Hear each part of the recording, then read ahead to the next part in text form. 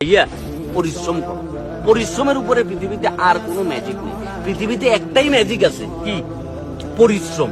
পরিশ্রম করতে হইব, সেই অনুযায়ী সফলতা পাইতে হইব। জীবনটা জসিম কাকার লটারি না, একটা লটারি কিনলে 40 লাখ টাকা জিতে গেলা, কিংবা আলাদিনের সেরাক পাই গেলা, ঘষা দিলে জিন বাড়িল, জো হুকুম যাহাবো না।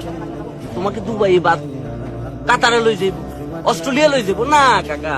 পরিশ্রম করো লাগবে, সেটা তুমি যা কিছু করতে পারো। জাস্ট তখন আশপাশের মানুষের কথাগুলো মাথা থেকে সরাই দিবে যে হেতে আমার জীবনে পরিশ্রম আনে দিবে। ধরো তুমি কন্টেন্ট বানাইতেছো, বানাও। টিকটক বানাইতেছো, বানাও। টাকা আসতেছে, মানে ফাত্রামি করি না, টাকা আসতেছে, বানাও। কিন্তু মনে রাখবে, এটা পার্মানেন্ট কিছু না। সাময়িক এবং পার্মানেন্ট, এই দুইটার ভিতর পার্থক্য আছে। তোমাকে আগাই দেবো পার্মানেন্টের। ধরো আমি কন্টেন্ট বানাইতেছি, টাকা আসতেছে, কিন্তু দিন শেষে আমার কিন্তু ব্যবসাও আছে। ওইটা আমার মূল খুঁটি, যে সোশ্যাল মিডিয়া বন্ধ হয়ে গেছে, প্যারা নাই, আমি আমার ব্যবসা করি, পরিশ্রম করবো, কামলা দিমু, আম বেচমু, জাম বেচমু, রস বেচমু, কোনো প্রবলেম নাই।